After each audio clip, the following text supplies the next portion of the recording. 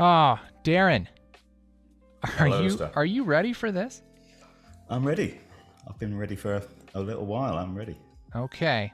Well, I'm just double checking because, you know, we got to make sure everybody's good. Chat, are you good? Is everybody good? Okay. We're good. We're good. We're good. Let's shabam. Shabam. Hey, everybody. Welcome to the stream. Thank you for hanging out with us today. Everybody give a warm welcome to our dear friend and awesome person. I don't know what I was going to say. I was like, oh, yeah, it's something really great. Darren Mostyn is here. And, dude, I'm so excited to hang out with you. How's it going, It's really man? nice to be on. Thanks for inviting me. Yeah, it's going good. It's very, very hectic at the minute. I'm literally in the middle of grading a very big broadcast documentary. So I literally kicked the client out about 3 o'clock and just so I could prepare a little bit for this. So I'm not completely winging it. So I've got stuff to show you. But Yeah, it's nice to get a little break actually and do this.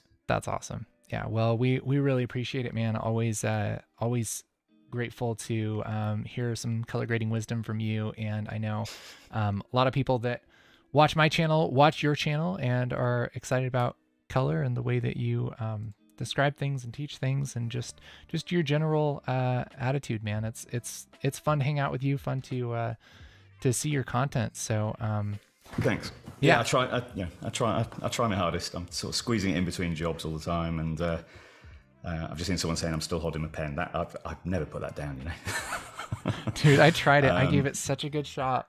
And what's worse is I tried it again too. Like after I released that video, I got a different pen that was supposedly good. And I tried it for a while. I tried it for like another 3 or 4 days. And I just finally was so frustrated. I'm like, I can't do this. Like, I can't work this way. Well, a lot of people asking me, like, can you do an episode of how you use it? And I will do that, but only when Wacom give me a new one. So I'm on it.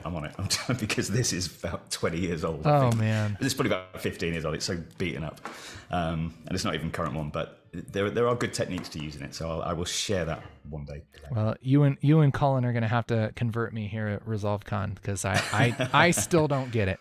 I've tried. I've actually held Cullen's pen. That was a moment. Oh man, it's quite an honor. Is it? Can So I? I've got a bit of a delay going here, so if I need to see you, I've got to look that way, and you're about 10 seconds behind me that way. So I'm just smiling at the camera a lot. Oh man, yeah, that's all right. That's the joys of streaming. Is like to look at you, I have to look down here, and then like to look at everybody is like this way, and to look at what I'm doing is over here. You know, it's I'm getting used to it. I've done 5 lives now. The first 2 were a complete car crash, but we're getting there.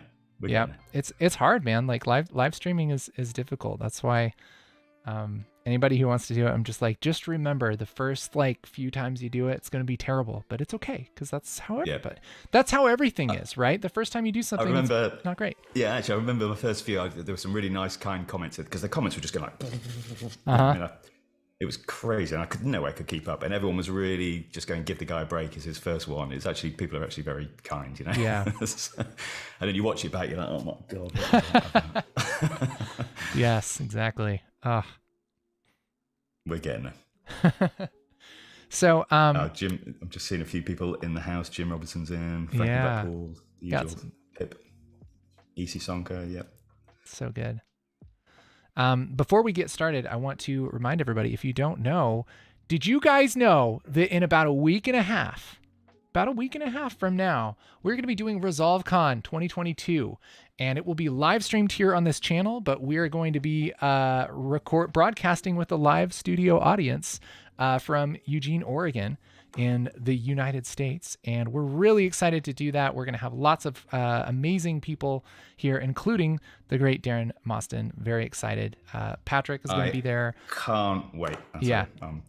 I'm packed already. Yep. So we're really excited to bring you guys some really cool content, and I think everybody's going to bring their A game, man. It's going to be really cool. So it's 2 full days of Resolve nerdery. So if you haven't RSVP'd, go to resolvecon.com and do that. Okay. Let us know, because that's how you get registered for all the giveaways. And we're just finalizing all of our giveaways and stuff. And guys, there's so much stuff. Like, we're trying to figure out how we're going to have time to give away all the stuff we're going to give away. It's going to be sick. It's going to be very, very exciting. I've got a feeling I'm not going to see much of Oregon while I'm there, am I? I don't know. We'll have to take a little trip or something. I don't know. I've traveled the world many times. I've never been to Oregon, so I'm quite looking forward to that. Yeah, it's a pretty nice place, gotta say. Yeah. All right. Well, so yeah, make sure not to miss ResolveCon. That's in about a week and a half. That is October 1st and 2nd, and it's going to be live streamed here on this channel. And yeah, so Darren is going to give us a little preview of what we're going to be talking about here at ResolveCon. And we've been doing these live streams for a couple weeks now, and I've just asked people to come and just say, hey, like, a couple tips, a couple need to know things for the audience. And I asked Darren to bring something that's helpful for us who are wanting to get into color today. So Darren, what are we going to be talking about? Yeah, cool. Well, I've just done the IBC show, so that's our equivalent of the NAB show. So it's the big broadcast show in Europe. And I was on the Blackmagic stand, and I was working with Daria, who's going to be at ResolveCon as well, another amazing talent. And she was doing on the main stage all the new version 18 stuff, all the funky, sexy stuff that's all very wowy. Mm-hmm. And the guys at Blackmagic asked me if I could do a bit more, let's just get back to reality about, what Davinci Resolve was. I've been on it for, 12 years now. It wasn't an editor. It didn't have Fusion. It didn't have Fairlight. It was a color grading system. It is so color. So I stripped it right back to basics, and there are tools and fundamentals in there that I still use. In fact, today I'm in the middle of a literally 90-minute today documentary at the minute. I'm literally using these tools and they've been there since version 7 or since before that even. So I just want to show you just a couple of back to basics things that people might have forgotten. And when I did this at the IBC show, it actually went down very well. So people are like, yeah, we don't need to just see loads of cool new tricks. Most of the time, I'm just doing what I'm going to show you now. See, that's the stuff I like too. You know, it's like the things that you can actually use every day that aren't just the fancy things, you know, Yeah, the workflow this stuff, is what's, you know, I've got to invoice at the end of this job. These are the tools that I'm invoicing against. Yeah, exactly. Oh. So so I'll just show you. So it's nothing heavy. It might not be new to some people, but I think to particularly the sort of editing community who haven't gone into color yet, and people who are starting to edit more, maybe longer form programs, this little tool is going to be helpful for you. Oh, I'm excited. All right, man, let's jump in. All right, let's do it. So I'm going to be side on, I'm afraid, because my camera's there and my screen's here. So I'm just going to share my screen. All right. So hopefully you can see that. Yep. Okay. Okay. So this is seen from it was a real job. This is now a little cut down that I keep using for some of these demos because I had permission to use this stuff, and it's actually really nice. This is all shot Arri Alexa. Oh yeah. So obviously we're in the color page, but I've also just thrown in a few random clips on the end. These are a couple of shots from Sony, and this one's from Red. So this is from ArtGrid.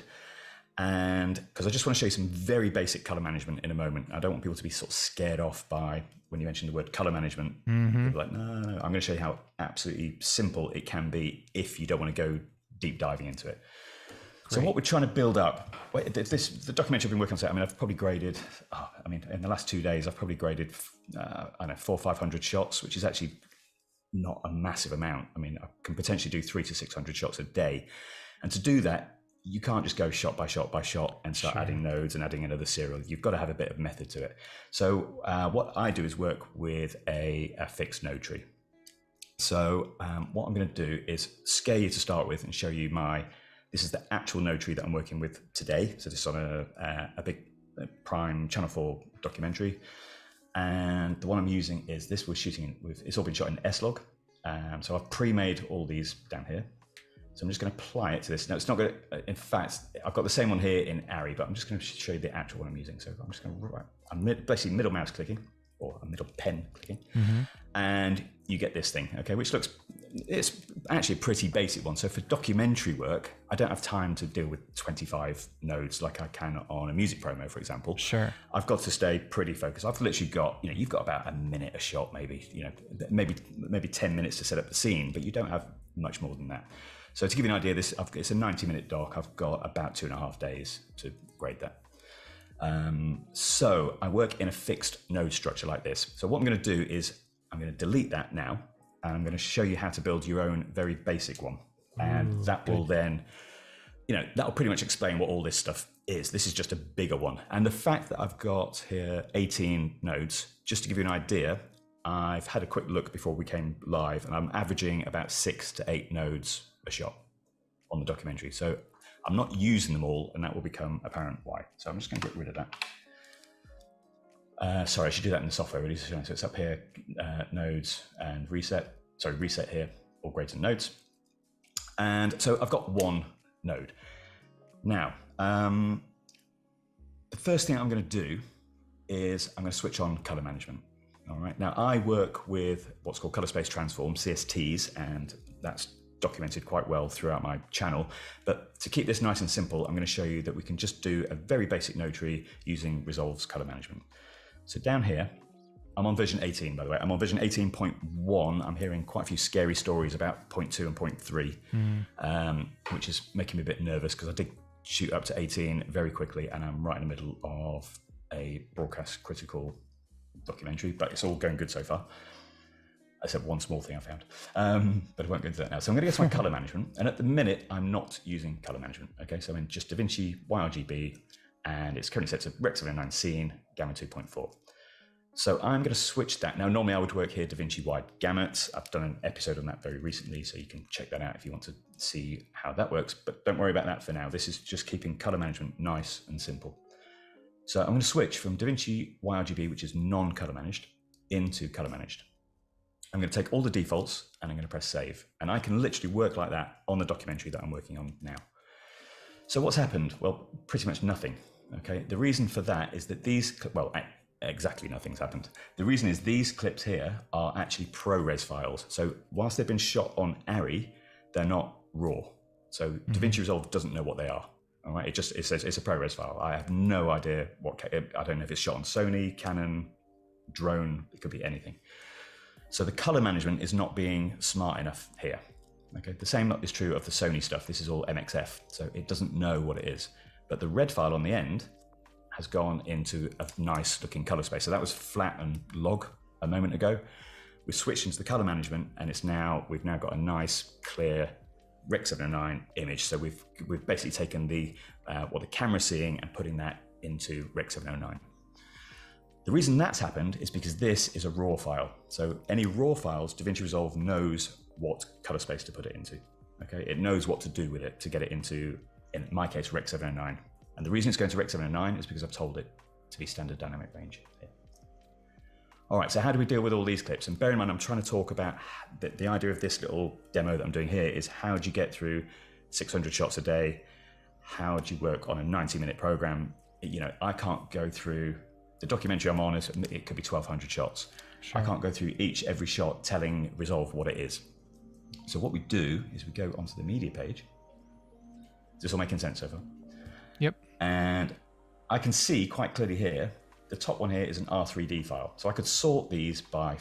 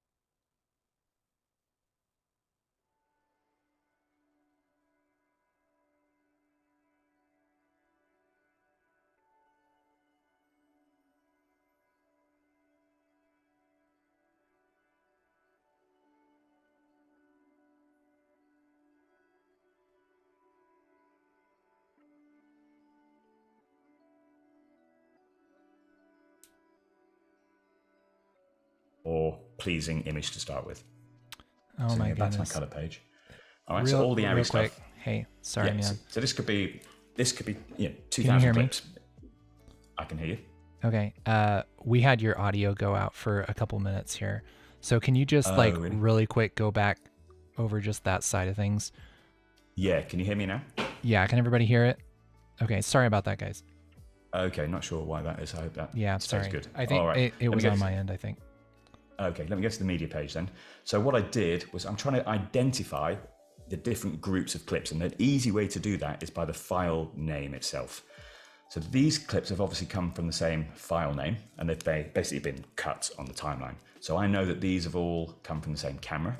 So I'm going to right and click, and I say input color space, and I'm going to assign them to the camera that it should be. Okay, the reason I have to assign it is because DaVinci Resolve doesn't know what it is because it's not a raw file, it's a ProRes file. So I'm going to call it ARRI log C, and then it straight away puts it into this nice color space. Let me switch it off and on again, just in case you missed that. So we go to flat, and I'm going to do it again. Go input color space, and now all the shots that are highlighted are all now ARRI log C identified. So Resolve knows the starting point of that shot, which is basically my first grade. So I'm now in a good place to start. These two here are Sony, so I'm going to identify those. And normally you can tell by the file type. You'll be able to tell by the file name, whether it's a Canon, Sony. I've had documentaries where we've got archive footage, so that would be flagged as Rec 709.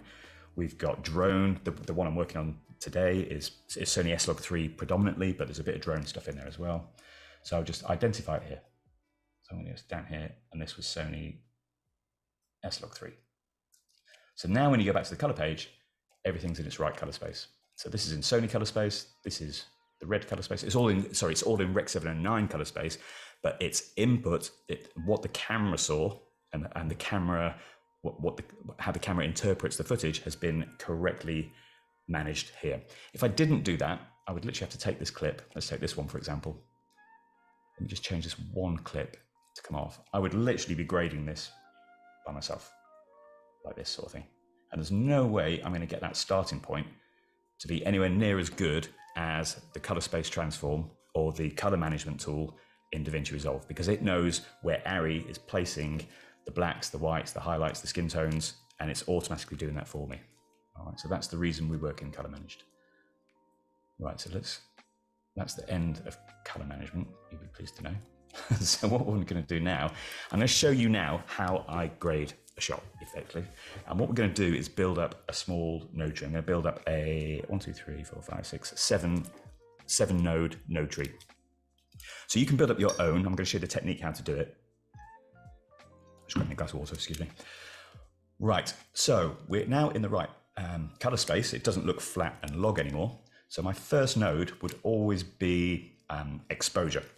And I would normally use the offset tool for that. Okay, so we'd come in here, be looking at my scopes, and just set this to a pleasing area. So I'm kind of going by eye and I'm going by the scopes. And in this instance here, I just started on this shot quite randomly actually, but I'd normally maybe start at the front. I'd normally actually work on the main interviews first and try some, some proper scenes out first. And then when I've got a bit of a look, I try that on other scenes as well, just to check I'm not digging myself a hole. So my first node here, let's just label it easy. I'll call it exposure or offset. And I'm just gonna bring my green channel down a little bit. So just looking at here, I'm just gonna put my greens just slightly higher. I don't know where that A's come from. And I'm gonna pull it down a little bit here. I'm obviously used to working on a panel, which is in front of me, so I'm resisting the temptation to just grab that. Something like that. Now I'm gonna do another node. So I'm gonna press this Option S on a Mac. Let's make these a little bit bigger.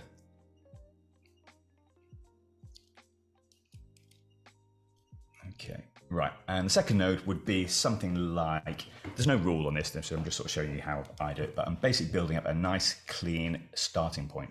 So I would do something like maybe saturation. Have a look at that. That's down here. I think it's sitting pretty good actually. And maybe color temperature. Let's have a look at the color temperature. Okay, now I've done that, I want to bring down my lift a little bit because we're sitting a little bit high on the blacks. So I'm just going to do that. So I'm not going to go too deep into reading scopes here. This is just basically how I build up my nodes. So my first two nodes are effectively balancing the shot. Okay, just doing nothing else. So let me relabel this one. I'll call it temp sat, something like that. So I'm going to add another node. And the reason I add another node is because I want these two nodes to stay fixed as they are. So any work I do here, so say I start doing all this sort of stuff, I can always reset that node and I'm back to my good balance. Okay, I've got this in a good starting point. All right, now what I'm going to do on here, I'm going to actually create 3 parallel nodes. So I'm going to press Option P. And if you're not used to parallel nodes, I've got a pretty good episode on what parallel nodes do, but the idea is that these are 3 nodes that I don't have to use, but it's where I start making my looks. So this is where I really start pushing the envelope a little bit. All right. And the reason I've done them in parallel is because I want each of these. So for example, this one, I might do a shape around this window. This one here, I might just be working on her lipstick, that kind of thing. These are finer details. And I want the information for these fine tuning points to come from here.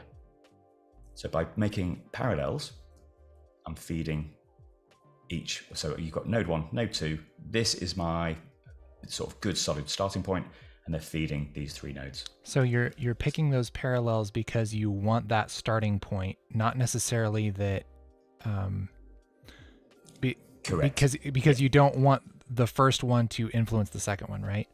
Correct, yeah. So let's imagine I did this and then did another serial. I'm now working on top of a slightly pink hue that I've just put on there. And I don't want to do that. I want to be able to do as many little changes as I want, but each one is being fed from this, which is my new master, if you like. So I've got my exposure correct. I've then balanced the shot, and I want the sum of these two to feed as many of these as I feel like I might want to use. So you saw on my fixed node tree to start with, I think I've got 4 or 5 of these. I've actually got a few different types of node tree, depending if I'm working on documentary or music promos. Obviously music promos, so you can go a little bit further. Obviously features, you can go even further. Documentaries, I don't have the time to fill up 20 nodes. Sure. Just one little tip is to make a few more nodes than you think you're going to need. So if I put another one on here, P, it doesn't matter if I don't use it. Like I said, my node tree already is maybe 18 nodes. I think I've used between 6 and 8. They're just empty, but there's a reason for that, which we're going to come to. So let me just get rid of that one actually.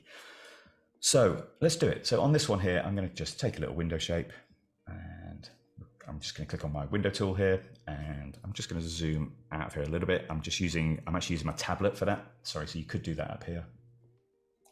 And let's just draw a bit of a shape. And what I'm going to do is just darken down that window a little bit. And this is all, this is real world. This is probably how I did grade this. This is actually a drama that I graded. And we're just going to knock that back a little bit here, just using offset. Sometimes I use gamma for this. And I normally switch that node on and off. So if there is Command and D, and just check. Obviously, I would see this on an output monitor, so it's a lot easier to see because I don't have these circles on my output monitor. But that gives you an idea of what I did. So that has been fed from my clean output here. Okay.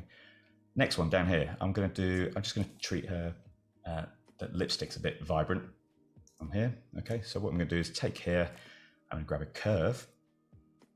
And the reason it's good for me to work here and not in another serial is because this is not influencing this, because it's all coming off this, and then it's all being joined back together again here.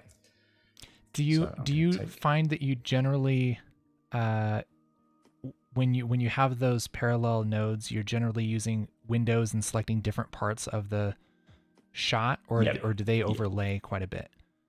No, very much so. That's why I like the parallel structure. If I have lots of windows, they're not affecting each other.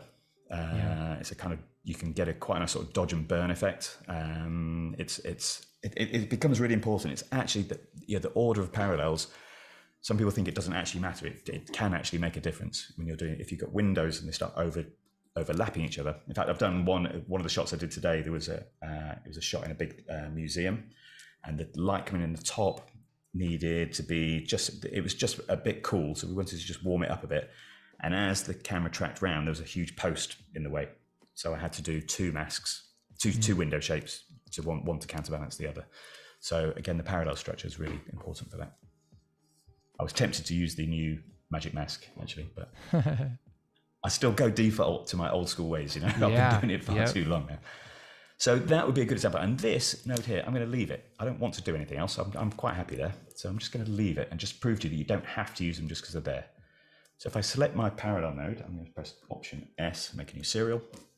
Again, I'm going to leave this one empty. I don't know why. I might want to put a glow on this. I might want to put some halation. I might want to do an overall curve. I might want to make it add a bit of contrast pop, something like that. So this is something that would affect the entirety of the image with all of those parallel corrections. Correct. So I now have a new sum. So I've got my base node, my base grade here, these two, and now we've got these three elements feeding off that, and they're now all combined back together here, and we're now taking one great big RGB output. And on here, if I do, let's say I add some contrast, I wouldn't normally add that this late, but let's add some contrast. The contrast is affecting what I did here, it's affecting her lips, and it's affecting the overall image. Now I'm going to add one more node on here. Remember, this would be a very basic node tree. The idea of fixed node trees, you definitely want a couple more nodes than you think you'd ever need. Mm-hmm. And you'll see why in a moment. Right, so I'm on my last one. And what I do here, let's just, for argument's sake, put a vignette on it. And actually, the documentary we're doing at the minute, there's a lot of vignette work going on.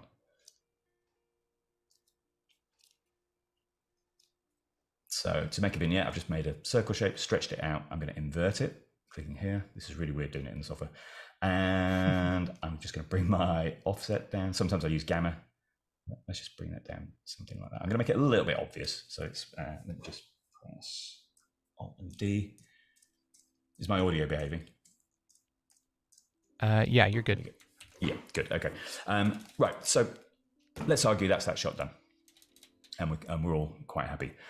So what I'm going to do is I'm going to go to my stills here. I'm going to grab that as a still. Okay. And obviously now we've got the base grade for grading this shot. All we've got to do is grab that. I'm going to middle mouse click. That's now applied to that shot. We're good to go. Unless anything needed tracking, that's now graded. So let's take it the next step further. And what I'm going to do is actually, let me put it on. Oh no, it's fine. Let's do it on here. What I'm going to do is I'm going to use this as a template for my fixed node tree moving forward for all projects ever. So it's not going to want this exposure. It's not going to want this temperature and saturation. And it's certainly not going to want the lipstick move that we did. So what I'm going to do is clean these up. Okay. Now you could go up here and say nodes, reset, and you can say grades and keep nodes. So if you've ever wondered why that's there, it keeps your node structure, but it resets them all. However, I don't want to reset them all. Okay, what I'm going to do is I'm going to reset this one. So I'm going to right click reset. I'm going to right click reset this one. I'm going to reset this one and this one. There's nothing on that one. There's nothing on that one. And this one's got a vignette shape on it. Now, I often would have a vignette on the end. So I'm just going to label that. And it's already inverted. I've already created the shape. Times that by, let's say, 1200 shots. That's a lot of work to do. So in my fixed node tree, I actually want the vignette on the end, but I don't want the actual volume of vignette that I applied, i.e. this measured here. So I'm going to reset that, which effectively means I've got a shape ready to go with no vignette on it. So it's an inverted shape. All I've got to do then is on every shot, just dial in the amount of vignette I want and it's ready. So that over the course of a day saves me a lot of time. Mm-hmm. Let me reset that again. Now, just before I save this, because this is my new empty fixed node tree, there's nothing going on. The color management's being done inside Davinci Resolve, so I don't need to work with CSTs. And I'm going to save it. But before I save it, another step that saves you 1,200 shots a day, or argue 600 shots a day, is to put your first node, the first node that you want to use, have that highlighted before you save. So I'm going to get rid of that. Oh. I'm going to grab my still. And the reason being, when I apply this now to my next shot, so let's go to here, I'm going to apply it. The node that you had highlighted is the one that's active. So if I'd have left it on the vignette times 600 shots a day, first thing I'd have to do is that, which is really annoying. You'd have to come off the vignette because that's how you saved it, and you'd have to start on your first node. So save it with your first node active. So these are all empty, but I've now got my fixed node tree. Right, you following that so far? Yeah. Do you ever use, there's an option when you switch shots that it will select the last node selected versus like the same node and that kind of thing? Yeah, so that's up here, I think. Yeah. Yeah, there you go. Yeah. So, no, I was on the last adjusted node. Yep. Yeah, and knowing that my fixed node tree That's interesting. I always do the same node because I generally will go through and do exposure for like a scene and then go back and do like temperature for a scene, you know? Okay. Well, that leads us quite nicely in. Thank you very much to the next bit I'm going to show you. So as if you were my assistant there. Yep, that's what I do. I'm here to assist you. So let me show you. Right. So we're gonna take this guy here. So now I've done that once. I'm just going to grade this really quickly. I'm not going to spend any time on it because it's not really about the grade as such. But let's just work as we said. So our offset here. And he's looking pretty good already. This was actually a really nice job to grade because look how quick it's grading. I mean, it looks gorgeous straight away. So there's that. Let's have a look at the color temperature a little bit here. I'm just going to cool him off a little bit there. I don't know how well you can see this over Zoom, but it's looking nice here. And yeah, sorry, am I doing the right thing? Let me just check I've got this right. Yes, yeah, right. So we're going to do that, and then let's maybe take his suit here and let's just make it a little bit denser. So I'm going to go hue versus luminance here. So there's obviously many different types of curves. I'm not going to show you through these, but let's just sample here. I always, just a little tip, I always stretch these out a little bit more. You want gentle curves. You don't want this sort of stuff going on. All right, so let's do something like that. Okay, and I'm going to put my vignette. So here's my vignette. It's pre-made shape. All I've got to do is add some amount to that. And there it goes. And then you could change that. The reason I tweak each one is because I don't believe there's any such thing as a global vignette. That, there's no way a documentary needs a global vignette. It's a shot-by-shot basis. The light's changing. I'll often skew these around. I'm just going to do it on my panel very quickly, but I'll often do that sort of thing. I'll favor it over here. I might have a few more vignette and shapes in here. In my power grade here, I'll show you this in a little while. I'm not going on too long, don't worry. I've got things like, so this is basically shape left and shape right. So I've got them pre-built, so I can literally grab these, drag and drop them on as a shape right. So I work very quickly like that. It's a good idea. Noise reduction level 1. This is contrast pop. I just throw it on, and then at least I've got a start. Yeah. As opposed to throwing it and build it. You don't want to build these shapes from scratch all the time. I'm going to take that off. So these are clean again. Right. So what I want to do now is we've got this guy in here 3 times. Okay. So what I can do, I'm going to go to this thing called Lightbox. Again, I use this all the time for documentary work. It's brilliant because I can see all my shots. Obviously, I've got 16 shots here. This is a very untypical day for me. And what I'm going to do is I'm going to take this shot here and this shot here. And if I middle mouse click this shot, that would apply that grade to those shots, which is great. And what I'm also going to do while I'm here is I'm going to group them. So I've got these 3 shots. I'm going to right hand click. I'm going to go to add them into a new group. I'm nearly done. And I'll call this Blue Suit Man. Say okay. Now, this fixed node tree, the other beauty of this is when you're doing the grade, and this has just happened today with the director, we've gone through some shots that we graded yesterday, we've come back today, and he wants the whole scene just tweaked a little bit. So let's argue he doesn't like his suit being this color, okay? So, and we've got this guy sprinkled throughout the documentary. He could be 45 minutes down the timeline. Mm-hmm. Yeah, it's very hard for me to keep on track on when I've got 1,200 shots sitting in a project. So because he's in a group, what we can do is go, okay, we're going to go to his suit here. This is the node that we worked on, okay? And we're going to go back to our curve, and he just wants it a little bit denser. And we're also going to do here, just going to change the saturation a little bit, just take a little bit out. Now, I want that to go to all the other shots where we've got this guy in the same instance. So what you've got to do is go up here, say color, and you say ripple no changes to current group. Okay, or you can do selected clips. If you do selected clips, you need to select them before you do this. So we say ripple no changes to current group, and now every time we see him here, you've got that saturation that I did, and it's happening on this shot as well. If I click that, it didn't go. Why didn't that go? I'm kind of glad this happened because that happens to me all the time, and I don't know why. No, it should happen. Let's do it again. Let's do it on here. Let's say we're going to make a. Let's say I'm just going to add a little bit of gain. Okay, so I'm going to go now color. I'm going to say ripple no changes to current group. And there it is. Yeah, so it's there. Okay, I'm not sure why that. Yeah, why doesn't it happen sometimes though? That drives me nuts. It shouldn't, because I do it all the time. So it definitely works. I don't know if I just was in demo mode then and did something crazy, but I 100% rely on it. So it's you've got to make sure you select the clips first if you're not doing it grouped for sure. You have to apply that before you move off that node. Otherwise it thinks, oh, it's the changes you made to this node and you haven't done anything. Oh, that's probably what it is. Yeah, in fact, probably maybe flip to a different node and flip back.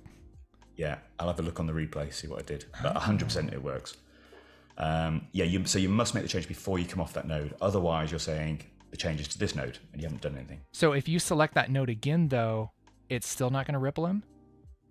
No, because I haven't done anything. Well, I'm talking about the original. Oh, node. No, because nothing's changed. That's what it was. Oh, it takes like the history, like the last thing you did? Exactly. So oh, dang, changes. That's why it is then. The node changes. That's what's up. You've got to do it one node at a time. You can't do a change here, and a change here, and then ripple those changes. That doesn't work. You know, I learned something today. Well, there you go. So that's kind of my, it's my takeaway for this. This has been in the software forever. This is how I work. This is what gets me through my shots all the time. I'll just show you a quick, for those who want to see. To make these, by the way, these are just single nodes. I just make them on a dummy node. Just show you. Display node graph. So that is literally just some contrast pop, apply to a single clip, save it as a still, and then I can literally, these are quite useful for just dragging and dropping. So nice. Drag and drop the one, that's a contrast pop. It's done. And it means I've got a starting point here instead of starting to add a little bit of stuff. I got to use those more. They're good. And I have to. I'd never get through my shots in a day. I'll just show you. So I'll just show you my old node tree again to probably just, obviously it's a little bit scary if you don't, hang on. Let's reset that. So my starting point on this one here, we're in color manage, that's why. So these are, I've got CSTs on here, so I need to take that one off.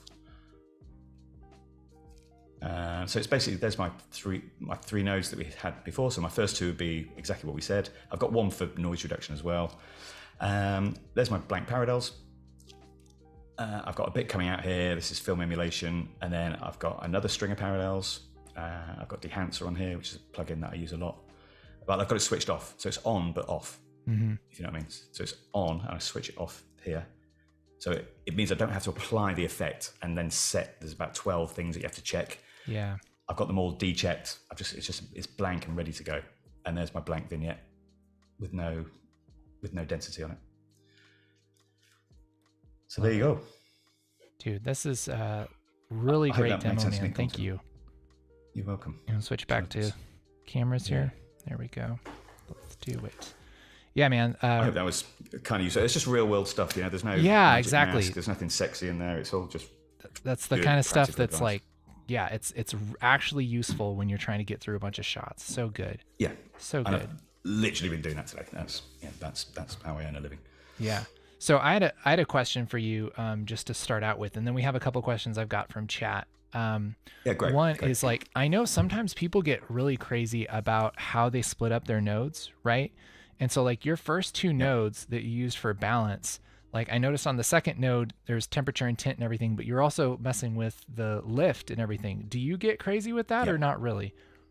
Yep. So I'll very happily do it's lift and gain, not gamma really, if I can avoid it. I don't really go gamma, but definitely offset, lift and gain for sure. And then I try and do saturation and temperature on a different one. Temperature is useful in the HDR mode. That's something I learned off Cullen Kelly. So he's another great resource who's coming out to ResolveCon. He's a fascinating guy. And I'll play with both. I'm so used to doing it not with the HDR tool. I've been on this for donkey's years. I just, it still looks great doing it without the HDR tool. Exactly. You get two very different feels. So you've kind of got to be in it. I'm working so fast. My brain doesn't think like, hey, let's just try something else. I've just got to get through it. Sure. Yeah, exactly. Still with some creativity. The documentary we're on at the minute, I am allowed to have a play. The director's been very fair. So we're going to have a lot of fun with it. It's going to be a nice one. Yeah. Okay. So a couple questions. Thomas asks, for initial exposure, like in your first couple nodes, why do you use offset and not gain and lift? Offset is effectively my exposure. So generally, if it's been shot well, it's going to be in a pretty good place already. But that's my go-to. It's the equivalent of the old school printer lights. So you've got your red, green, and blue channels in the offset. It's a really good place to just get the image correct first, then you fine tune on top. That is the best tool for getting your image fine. You can pretty much grade with that tool. Yeah, I've definitely switched to using pretty much offset for like a lot of stuff. Yeah. But you shouldn't have to tweak it much. I mean, if you see how much I move these wheels, I mean, I'm hardly moving anything. You shouldn't even be able to see that dot's moved for me. Yeah. I mean, if it's shot well, I mean, it should be pretty close, Yeah. If you're doing big moves on those things, there might be something wrong. Yeah, something wrong in your color management or something. Check your color management. Yeah. Okay. And you don't have to work color managed either. It's just good practice. The tools are now strong for color management. I really encourage everyone to look at working color managed if they're not already. Even just doing it as simple as I did there. Just switch color management on. That's all you need to do. If you don't understand the rest, just leave it. Yep. Let Resolve work out the maths. Yeah, exactly. Okay, so Billy says, I get a lot of footage shot in Cinelike D, and I'd love to know what your workflow node tree would look like for that. In Cine D? Yeah, Cinelike D. I think like Panasonic Cinelike D from GH4. Yeah, I don't really get it. We get it's Arri S-Log Canon here all the time. Yeah. If I was stuck, if I wasn't happy with the color space transform, which I would do first, I would stick it into Rec 709 and just grade myself. So I'd put my input as Rec 709, and I would grade manually if I wasn't happy with what the manufacturer was giving to me. Sometimes I find the Canon log stuff tricky starting point. I've often got better results just myself. But I'll always try it first and just check. Yeah. I think it is Rex. And if you're really struggling, I occasionally use Film Convert for drone stuff where I'm not happy where I'm getting with it. That can be quite useful, but it's a pretty last resort for me. Yeah. Awesome. Thank you. Okay. I think we went over Graham's question about setting the node tree as a standard for every clip. Okay. Sorry, I'm not reading these at all. No, it's okay. I'm a tiny little iPad. I wrote them down. So, this says more of an industry question, but do you foresee more editors in a professional workflow using Resolve to complete the edit instead of using Avid or Premiere Pro and finishing in Resolve? Absolutely. I mean, it's categorically happening. So I've just come back from IBC show. I spent 4 days on the Davinci Resolve stand. Everyone is coming over. I mean, I'm just telling you independently. I don't work for Blackmagic. I'm a big fan of Blackmagic.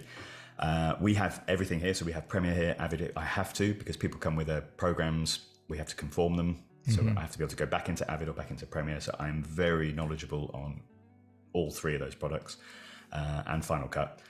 And Premiere's taking a right beating at the minute. I don't know what's going on with it. It is flaky. I'm having real issues with it. I'm not just saying that. There's a lot of people going, "Oh, it's rubbish. It's rubbish." It's genuinely. I've been using Premiere. I've got 2 floppy disks from the version 1 of Premiere sat on my shelf over there. So I've been using Premiere since 1994.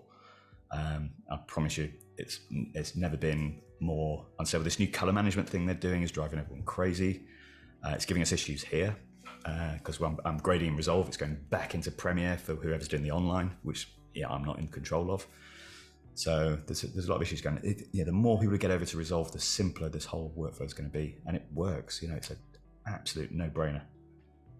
Yes. So it's physically happening. It's not me guessing. Just by talking to people at the show, everyone is getting onto Resolve, and we've not even started yet. I don't think there's the amount. We think there's a lot of editors because we are our community. We've just started. This is getting big. Yeah, I that's totally what I see as well. Yeah. And that's, like I said, that's word from the show. I'm speaking to real Premiere users. I think Avid, if you're an Avid user, you're an Avid user. I don't see that changing too quickly. The feature film and the high-end television stuff, it's, those post houses are still very Avid centric, and there's a reason for that. The media management's great. The trim tools are fantastic. I started on Avid. It's an amazing tool. It's not keeping up with Resolve. That's the problem. This thing flies. We see the speed. You still got to transcode everything in Avid. Yeah. All right. A couple more questions. How do you get the colored power windows? It's a setting. Wow. Shall I share my screen? Sure. Now, share screen. There we go. All right. This is going to test me because I've got to find it now. Preferences. User, there you go. High visibility power window outlines. Oh, okay. It's just a checkbox. That was lucky, wasn't it? It's just a checkbox here. That's great. So I keep it on, obviously, for YouTube episodes. It's nicer to have that. Yeah. But on my output monitor, sorry, let me come back to me. I've obviously got a dedicated output monitor directly in front of me here. So my GUI is to the side here. My scopes, you can probably just see them in the background there. My output monitor, I set that to be, you can set the window outline to be only on UI. It's one of the settings. It's in Workspace, I think. So I see the window outline for drawing the shape, but I don't see it on my output monitor, so I can see what damage it's doing. Yeah. Or not. Awesome. Okay, let's do one more question here. Yeah, sure. AGR asks, do you ever rename the nodes, or do you just stick with numbers because it's faster? No, I don't. I know my node structure. I've named them for you. Gotcha. So you're just familiar with them. Yeah, I know exactly what I'm saying. So node 4 for me is my log tools. I know where I'm going. Yeah. I've used it for so many years. If I do something a bit funky, I might just label it. Yeah. Pretty rare. Nice. I recommend you do when you're starting. Yeah. Yeah. Don't be like Darren. Okay. Don't be like Darren, kids. I can feel Jim cringing in the background because I know Jim likes a good, tight, nice, tidy node tree. So yeah. Apologies, Jim. That's awesome. Well, hey, Darren, this is really fun, man. Thank you so much for hanging with us and for showing us this stuff. It's so thanks good. for inviting me. Yeah, really nice. appreciate it. Guys, if you want more awesomeness from Darren Mostyn, make sure to check out his YouTube channel. He has some really good stuff there, stuff that I have definitely binged. Lots of good color wisdom. And of course, hang out with us at ResolveCon. That's going to be in a week and a half. That's October 1st and 2nd. Darren is going to be on a panel with Cullen and Daria, and that is going to be so good. So good. So excited to hang out with those guys. So don't miss it. Yeah, do not miss it. So, and just say thanks to everyone as well. You know, you're always very kind to me on my channel. Thank you very much. I've nearly got 50K, so unbelievable in congratulations, man. That's years. awesome. So that's awesome. Thanks. Yeah, it's awesome. So and love your channel, Casey. Obviously, been watching you for a long time. Thank you. So man. I can't wait to see you again. We met in April, so look forward to seeing all the crew again. Yep, so, very soon. All right, well, Darren, we're gonna let you go, guys. Thank you so much for hanging with us, and I will see you later. Bye. Cheers, man. Thanks, Casey. Cheers, mate. See you next week.